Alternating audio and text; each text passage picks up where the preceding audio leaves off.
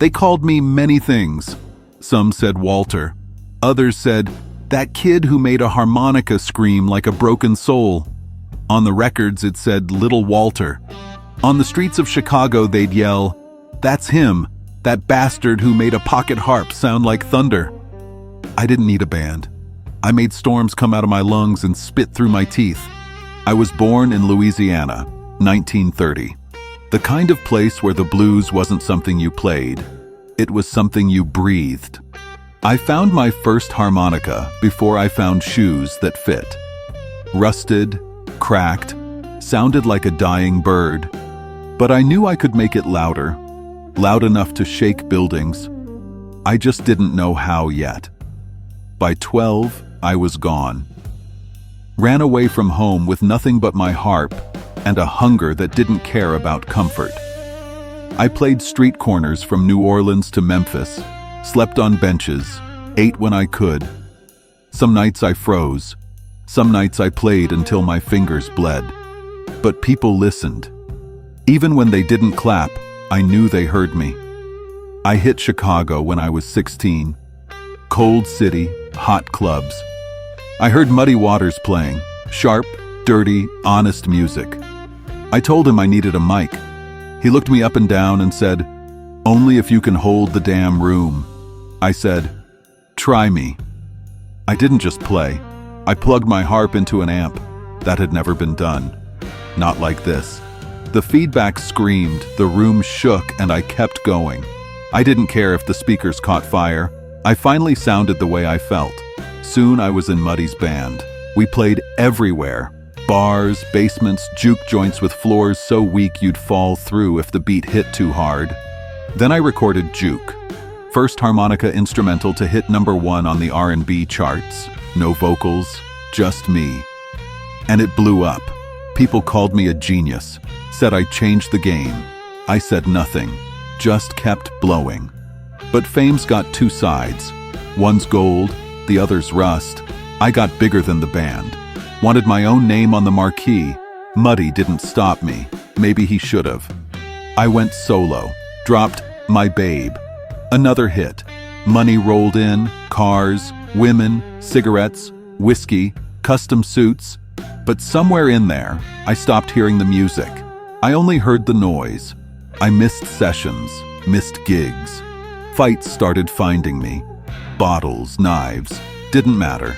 I played with bruises on my face and blood on my shirt. But I played.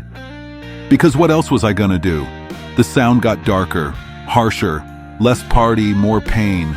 I didn't care about radio, I didn't care about charts. I wanted the truth, the kind you can't hum. I sold the car, then the amp, then the harp. Sometimes I slept on couches, sometimes on pavement. People would stop and stare. "Ain't that Little Walter?" they'd whisper. Yeah, still was, just closer to the gutter now. But I never stopped playing. One mic, one amp. That was enough. People still gathered, still felt it in their bones. That shriek, that moan, that fury. I wasn't a man anymore. I was a storm funneled into brass and breath. You want to know who I was? Don't read it in a book. Don't watch some clean-cut movie. Go stand on a corner when it's dark, cold, and quiet. When the wind starts to shake power lines and whisper something electric, that's me, still blowing. By the time the 60s rolled in, I wasn't the king anymore. The charts stopped calling. The money dried up. The world moved on. Rock and roll was kicking down doors, soul music was taking over, and I was just a name people used to whisper with awe. I didn't mind, not at first. Let them have their clean sounds and polished bands. What I had, no one else did. I still had my amp. I still had my harp. And when I played, the walls still bent with every note. But it got harder. Clubs stopped booking me. They said I was unreliable.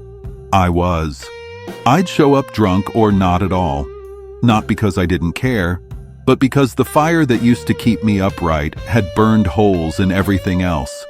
The music never left me, but everything around it started to collapse. I played bars with sticky floors and no working mics. I played for people who didn't know my name. I'd see them laugh when I walked in. Just another washed-up black man with a harmonica and a 1,000-yard stare. But then I'd play, and the room would go still, because no matter how wrecked I was, my sound never lied. I slept where I could. Hotels, flophouses, a friend's couch if I was lucky. Some nights, I stayed up till morning, blowing into my harp like I was chasing something I lost. I drank too much, fought too quick. There were days I didn't even know what city I was in. And still, I kept getting up. I recorded some things in those years. They didn't chart, they didn't even get proper releases. But I knew those tracks had something the old hits didn't. Blood, pain, truth. My harp didn't dance anymore. It screamed, it wept. It spoke for the broken, the forgotten. One night, I was playing in a tiny club. Barely anyone there. A kid came up afterward and said, "You're little Walter, right?" I nodded. He said, "My dad played your records. I didn't know you were still alive." Still alive. Those words hit harder than any bottle ever did. By then, I had scars on my head. From fights, from bottles, from life. I didn't care. I told people I was fine. I wasn't. My lungs burned. My liver begged for mercy. And my hands sometimes shook so hard I could barely hold the harp. But when I blew into it, the world held still. I started getting into trouble more often. Bar fights, street fights, petty charges. The cops knew my name, but not the way the old clubs had. They knew it like a warning. In early February 1968, I got into another fight. Nothing new. Some guy swung on me outside a club. I swung back. Maybe I hit him harder than I should have. Maybe he got me when I wasn't looking. I don't remember much. All I know is I woke up coughing blood. Doctors said it was from the fight, internal bleeding. Nothing they could do. I laughed when they told me. Not because it was funny, but because I always figured it'd end like this. Not with applause, not with tribute shows or magazine covers, but with a bruise I couldn't shake and a breath I couldn't catch. I died in my sleep on February 15th, 37 years old. The papers wrote short obituaries. A couple of radio DJs played Juke that weekend. Then silence. The world moved on. Again, they buried me in a small cemetery on the west side of Chicago. No parade, no big farewell. Just a few friends, a few musicians, a cold afternoon. But you know what? That was fine by me. I was never built for spotlights. I was built for sound. For the kind of noise that cracks paint and splits silence wide open. I didn't want statues or stamps. I wanted the next kid, somewhere, anywhere, to pick up a harmonica, plug it in, and play like the world depended on it. Years later, they called me a pioneer. They inducted me into halls of fame. Said I changed music forever. Maybe I did. Maybe I was just too loud to ignore.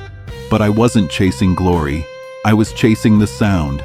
And if you ever hear it, raw, dirty, electric, know that I'm still in there. Somewhere in the distortion. Somewhere between the beat and the wound. Still blowing. Still fighting. Still alive. They say you die twice. Once when your heart stops. And once when someone says your name for the last time. For years after I was buried, it felt like the second death came fast. No plaques, no retrospectives, no tribute shows.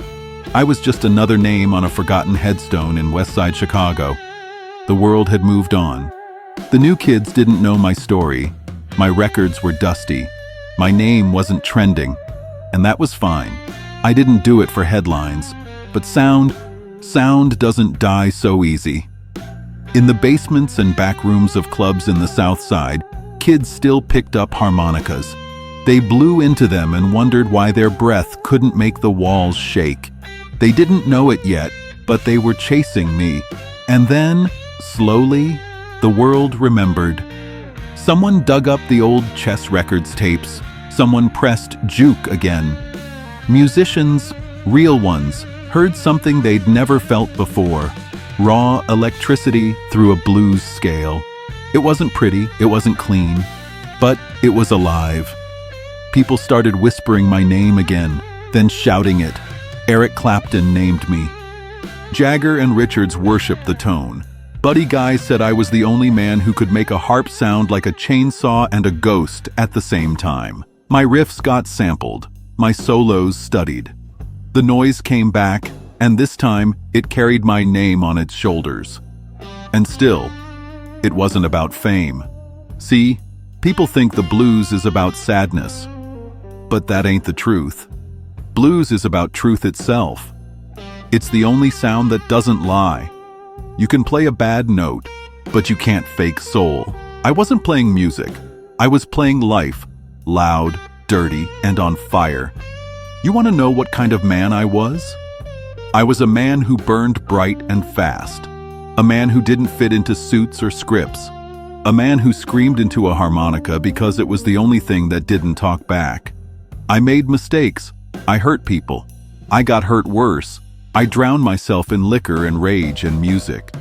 But every time I picked up that harp, I meant it. All of it. They teach blues in colleges now.